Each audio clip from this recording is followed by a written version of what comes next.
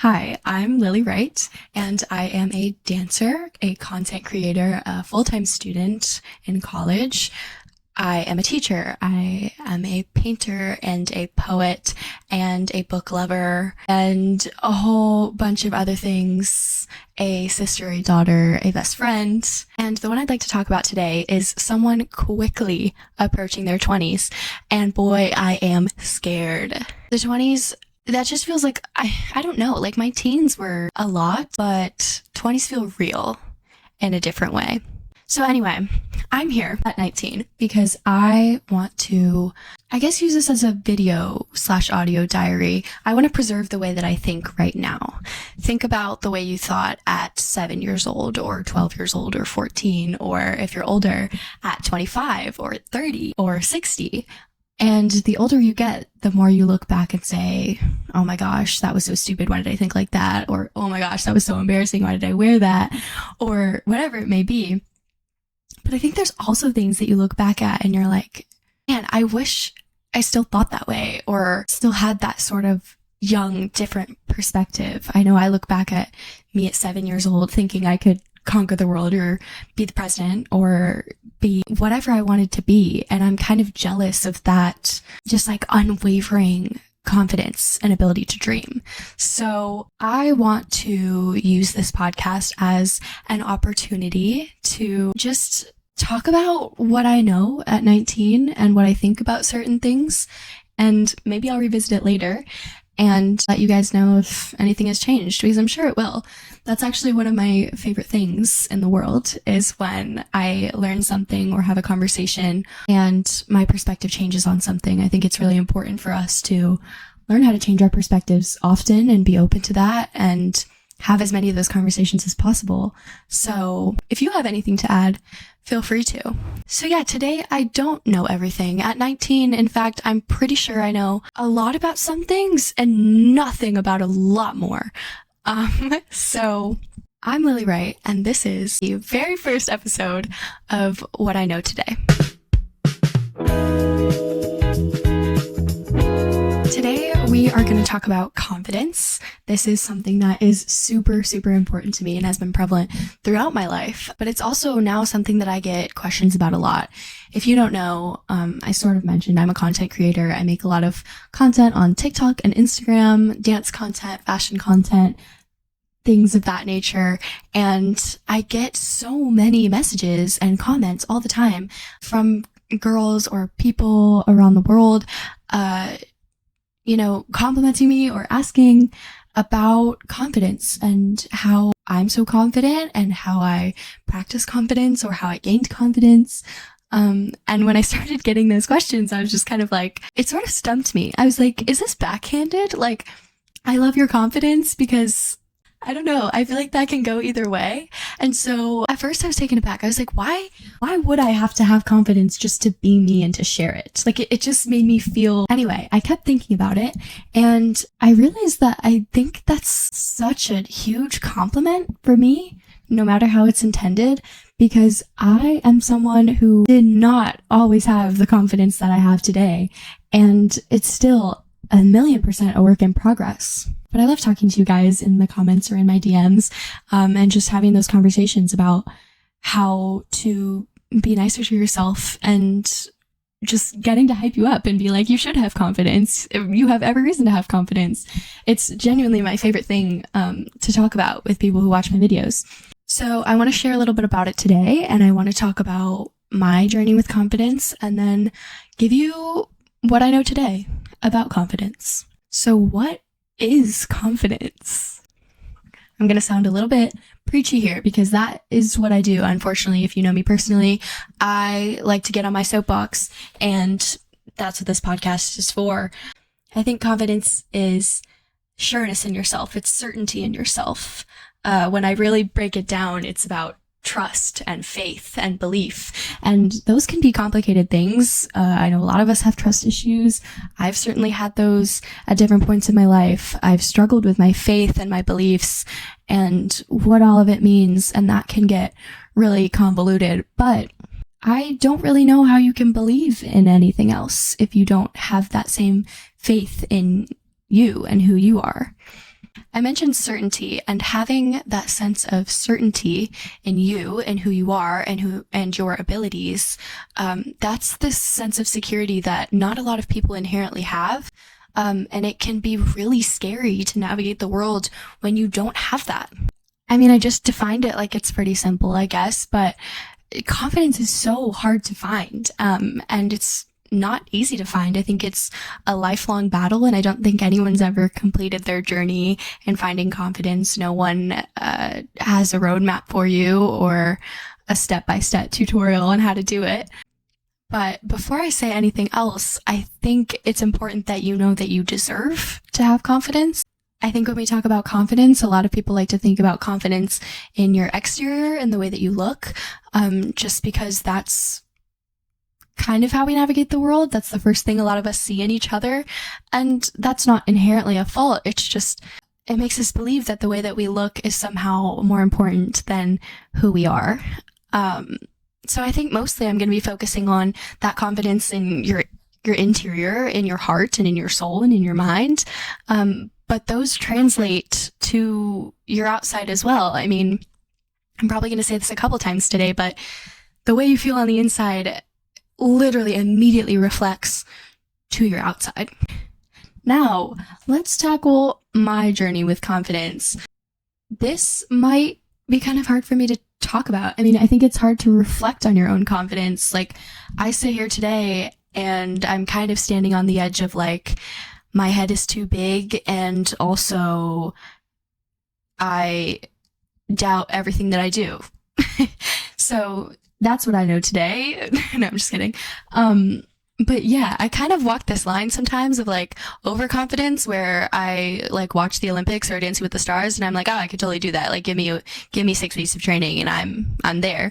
And also every new challenge that I go into, even every day that I wake up, I'm kind of like, I don't know if I can do this. So that's an interesting dichotomy to live with, and I'm sure that it's not just me, but all this is to say, it's, a work in progress, and I like to think that my confidence is in, you might not believe it from what I just said, but in a pretty positive and healthy place, especially compared to where we came from. So let's talk about it. I would say, as a lot of us can probably relate, my confidence issues started in middle school.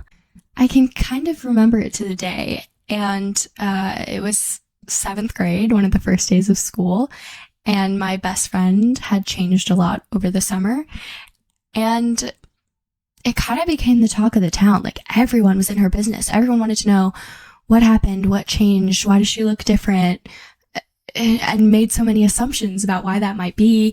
And then she had to talk about it, and I don't really want to get into it too much because it's not important, but I think there's just this moment in all of our lives where we realize that you're just hit an age where people care so much about the way that other people look. And it's kind of a sad realization too, because there's this moment where you look in the mirror and you're like, do I look like everyone else? What might they think of me? But I think what's more important is, what do I think of me? And I think when you start to look at yourself through the eyes of other people, you're generally going to come up with something negative, even if people aren't thinking that way of you. So I started to get really caught up in what other people thought of me. And throughout middle and high school, I actually wrote my college essay about this. I changed styles all of the time. I mean, I went from huge hoodies to dresses and heels to school, to literally changing styles every day, to kind of a goth phase that we don't talk about. I dyed my hair purple. It was COVID. Just, I was kind of like stepping into all of these characters that I thought maybe other people would like. I thought eventually I would find one that people would cling on to, and it would make me feel like I fit in a place that I didn't feel comfortable and confident in. I found myself constantly idolizing other people, especially people older than me or cooler than me or who dressed better than me or who had different body types than me. I would look at them and be like, I need to be them. I need to look like them. I need to adopt their mannerisms. I need to talk like them. I need to present myself on social media the way that they do. Just kind of started to overtake my brain because they were these celebrities in my mind, the people around me in mostly high school, that never would have even known that I thought this way. But I think everyone has those people that they sort of look up to and idolize, and that can become sort of a deep hole pretty quickly. So I went through, and I'd love to talk about this more, but I went through a lot of depression and anxiety, and things of that nature in high school. It was a very low time for me. So for time's sake, we're going to shorten this up as much as possible, but I found things that I loved. I found dance, I found cheer at the time, and extracurriculars, leadership in particular, was something that I absolutely loved. Content creation, which allowed me to express a lot of my creativity. I've always been someone who picks up a lot of hobbies, so painting and drawing and writing, all of those things. Learning languages and reading books again, and I just kept seeking out these things that I loved, and in those things, I found this sense of confidence. And that's not to say you just pick up new hobbies and they're going to magically transform your confidence. But I think what actually made a change for me was allowing myself to pursue those things. I grew up in a very, very small town in a very small school in the middle of Nebraska. And I think my world felt a little small. And I just had this very narrow view of what my future could look like. And I think I thought I had to go a traditional corporate business route. And long story short, I gave myself permission not to go that way. I gave myself permission to pursue those things that I loved, and that I was honestly really scared to pursue because I didn't have confidence in them. But I did it anyway. I did it scared. And now, I mean, these are things that I do for a living. I'm always creating things, and I am creating something right now. And I don't feel like I have anything important enough to say that I should have a podcast. Even if no one listens to this, it's just, this is something that I love. I love to talk. I love to teach, and I love to share these deep, impactful moments in my life. So I'm going to continue to do that, even if no one's watching. So yes, we are many years out from middle school, and where this confidence journey began. And growing up plays a part. Honestly, I hate to say it, because I think if I went and talked to 13-year-old me today and said, just wait, things will get better, she probably would have scoffed at me or flipped me off or something equally charming.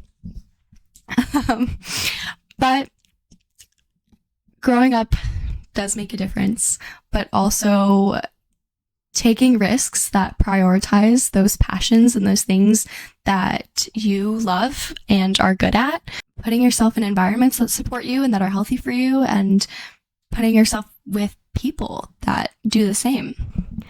So as I mentioned, and as I tell pretty much everyone that has ever asked me about this, you deserve to feel confident. You deserve to have confidence. Every single person deserves to feel proud of and happy with who they are on the inside and the outside.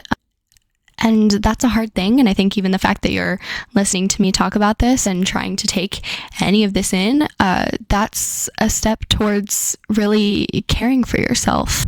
So if you're still here and you're still trying, I hope you know how big that is, and how proud you should be of that. That's a sign that you really care about and love yourself. Anything that you do that helps you keep going. And I think we don't take stock of those enough. Anyway, to lighten the mood, number one, speaking kindly to yourself. Speaking of taking stock, this is something that I do all the time. And it's really sitting with these happy or confident moments that you feel. I think there are times, little moments in your life or throughout your day where you just feel happy or content or calm. And sometimes they are few and far between, and sometimes they are hard to find, but they are there. And when they are, I want you to take a moment and really sit with and appreciate them. It's as simple as like, oh, that was I actually name mine. I call mine supernovas, and it's because I wrote a poem about it that I'll read to you sometime. But it's that like explosive feeling in your chest. And I just like to take a moment and be like, oh, supernova. This is a supernova moment. And it sounds silly, but we'll mull over them and we will forget about them in 5 seconds because they'll be replaced by 10 sad, angry, upsetting, anxious moments. And I just don't want you to let that happen because those are such precious, important, and life-changing little moments in your life. I mean, those are the things that keep us going. So I think it's really important to be present with them. Stop overanalyzing. Stop zooming in on pictures that you take for Instagram or candids that people take of you when you're happy and having fun. Stop ruining those moments for yourself.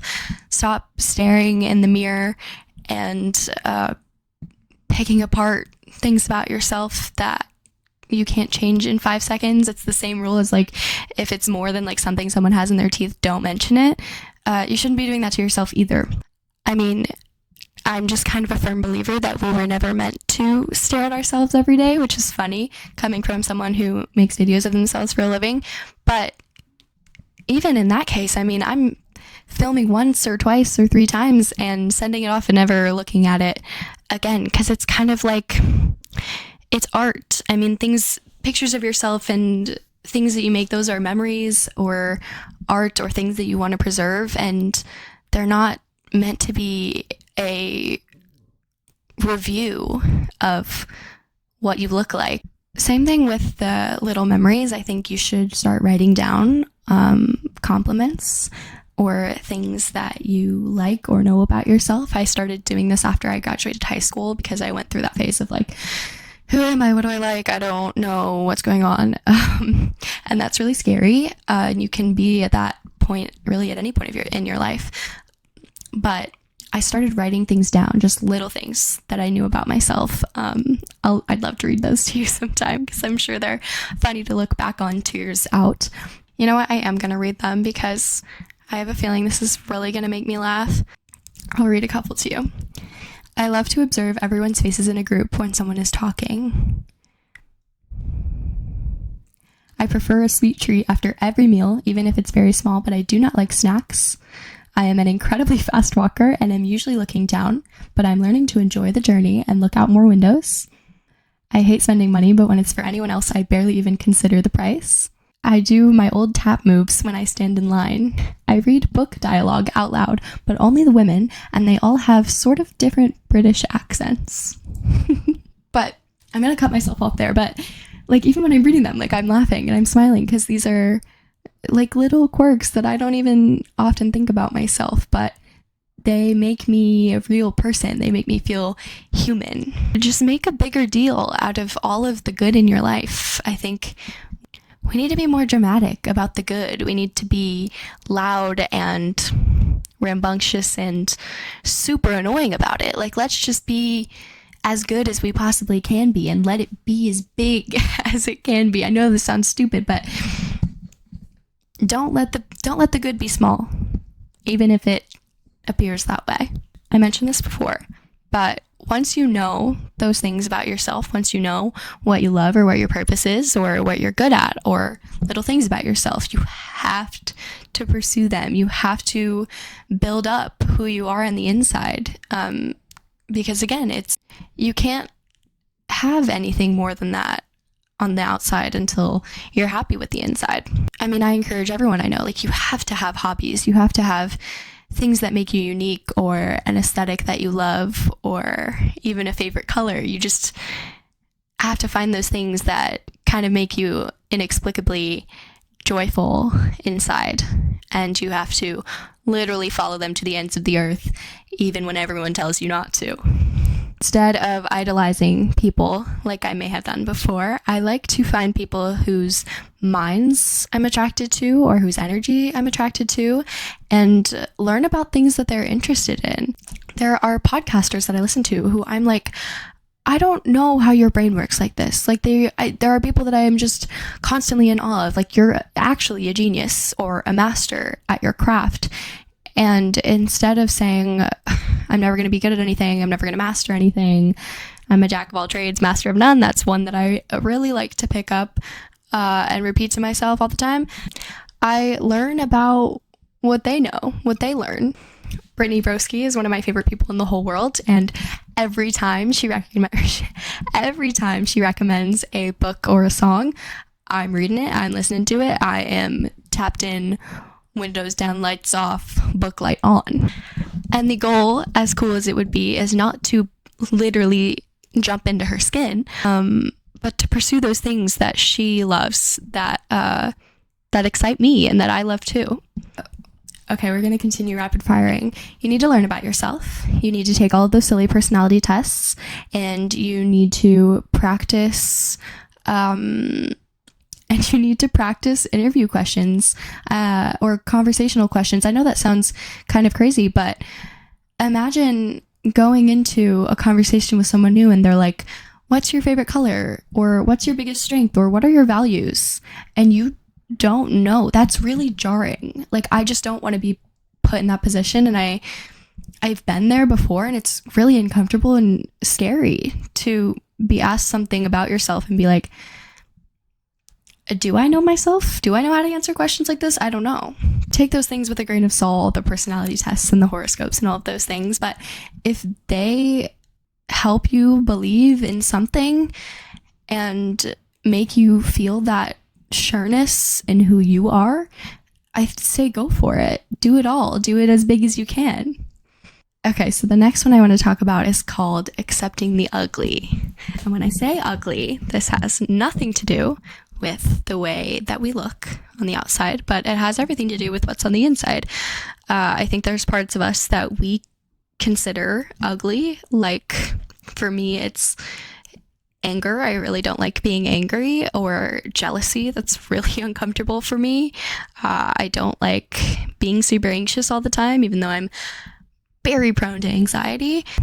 But I think you have to accept them, and when those things come up, when that part of you comes out, whatever it may be, those things that you don't like or don't want to see when you look in the mirror, I think you have to look back at them and say, I love her too, or I love him too, I love them too, I love this version.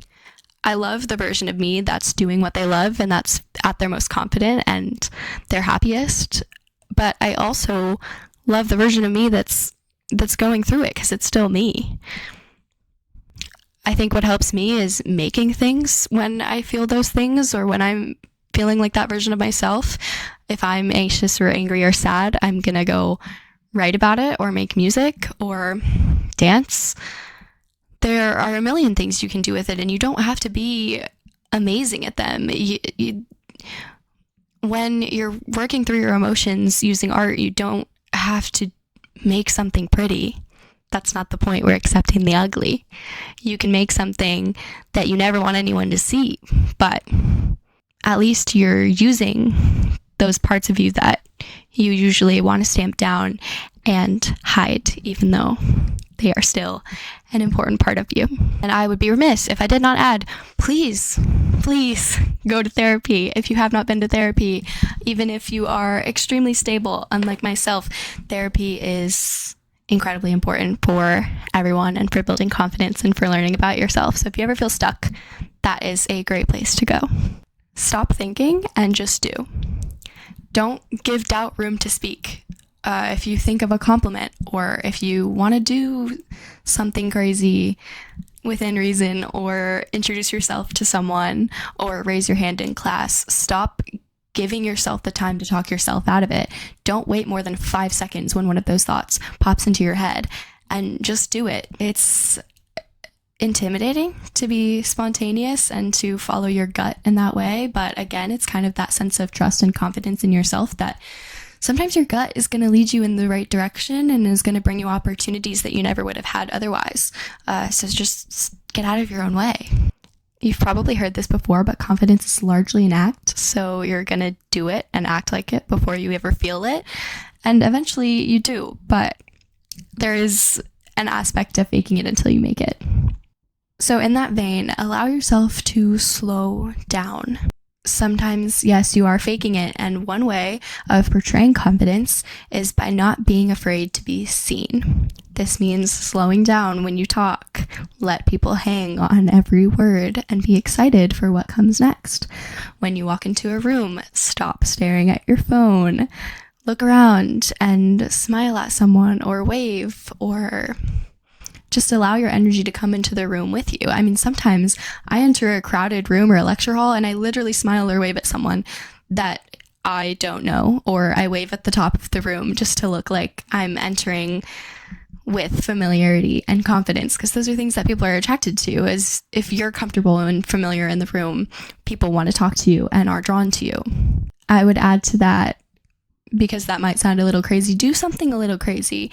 Interrupt your routine or take a risk with your outfit or your makeup or your hair. I, as you might have noticed, am a bold lip girl. One time I walked into an event early in college and someone was like, "Lily, I love the way that you always wear the boldest lip. It just really draws my eye." And she kind of said it in a way where I was like, is that an insult? I don't know. And also I was taken aback because I was like, I literally just wear regular lipstick every day. Just because it was like kind of something that my mom instilled in me, and it is just part of my makeup routine, and I never put more thought into it. And I almost let myself get insecure about it, and then I was like, no, this is going to be my thing. Like I'm going to wear lipstick, and I'm going to wear it with confidence, and it's going to be part of my brand. Anyway, do something a little weird, a little out of the ordinary. Keep yourself on your toes. Buy yourself something small that brings you joy, or go on a little adventure, or try somewhere new. I like to try new foods or tackle new hobbies that I have no business doing, or try learning languages that I probably will never be able to speak. But it's, again, like having this trust and belief in yourself that you can try things that are uncomfortable or might be scary. And that is the perfect transition to our next one, which is do hard things. Now, I'm not telling you to do hard things because I don't think you can do it. I'm telling you to do hard things because I know that you can. It's kind of funny because we are literally all capable of doing hard things and do them every day, even though we call them hard things and they never feel easy.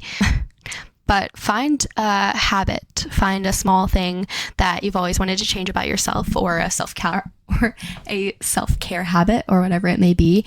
Find a challenge and stay consistent with it. It doesn't have to be something big. It can be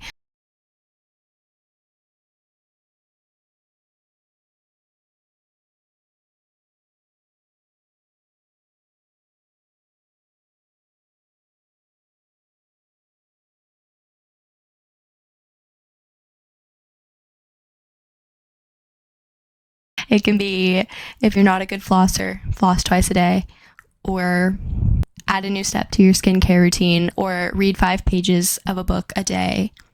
Prove to yourself that even when you doubt yourself and your abilities, that you care enough to care about yourself. And then celebrate those wins, whether they're big or small. Kind of like I said, we need to make a way bigger deal out of all the good in the world, especially when it feels hard to find.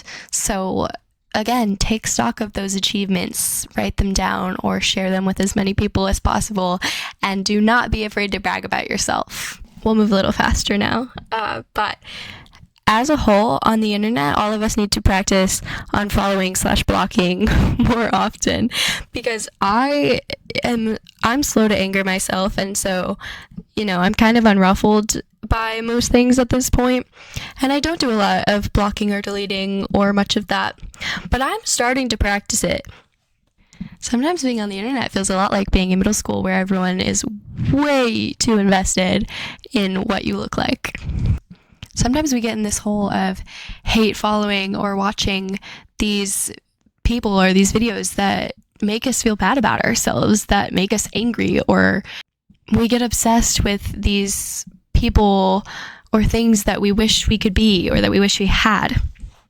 And it's like we're punishing ourselves. It's like, I will work harder to look like this or have these things if I'm bombarded with them and it makes me feel bad all the time. But you don't need to punish yourself into changing. You need to love yourself into being willing to change and wanting to make changes for yourself. That's just not how it works. You don't need to use negative reinforcement on yourself. You don't need to shame yourself into changing things about your life. And you don't deserve to see things all of the time that make you sad. Just let them go. The block button's pretty simple. The unfollow button's even more simple. There's a button on TikTok that says I'm not interested. All of those things are to your advantage, and I encourage you to use them. This is a good one. I want you to assume good things. This is something that I've talked about on my page before, but we often give a lot of room for the possibility that something will go wrong or that things will be bad. And I want us to leave room on the opposite side of the spectrum where things can go really good. Our brains are really, really good at making up worst case scenarios and reminding you of all of the things that could go wrong in every situation. And I kind of want you to actively try to flip that on its head and think about all the good things that could happen, all the amazing things that could come out of trying something new or taking a risk. If someone compliments you, like when people started telling me that they love my confidence, if someone compliments you, just believe them. I don't want to make it sound that easy, but it's like, assume they have good intentions. Assume that even if it came out wrong or you want to question it or pick it apart, that it's the truth to them. Let it be the truth. I know when I was younger, I used to always assume that like people I saw like whispering in public were talking about me. It's just that whole like assuming that the world revolves around yourself thing. Again, it gets so easy to jump to those conclusions, but why can you jump to the conclusion that they're complimenting you? Or even if someone's talking badly about you, allow for the possibility that they're really jealous and wish that they were more like you. Often I find that the good things that I assume are a heck of a lot closer to the truth than the bad things. And the last one, and the one that kind of changed my life, is that I want you to support yourself the way that you would support someone that you love, whether it be your best friend or your mom or your kid or your brother or sister. Whoever you love most in the world, treat your life like you would treat yours if it was handed to you. If my best friend looked at me and said, "You have control over my life, do whatever you want with it," I would never try and stop her from doing all of the incredible dreams that she has for her life. I would never doubt her ability to do incredible things. I would never downplay her intelligence or her skills. I would treat it with such care, and I would actively seek out positive things for her and people who speak nicely of her.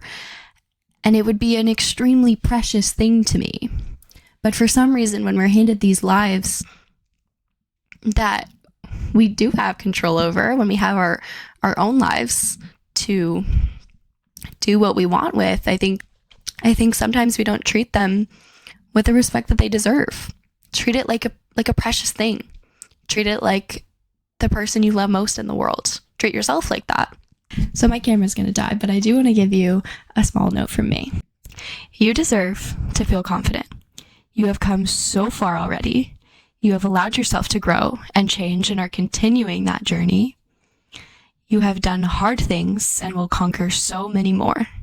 You are uniquely beautiful on the inside in a way that no one can touch.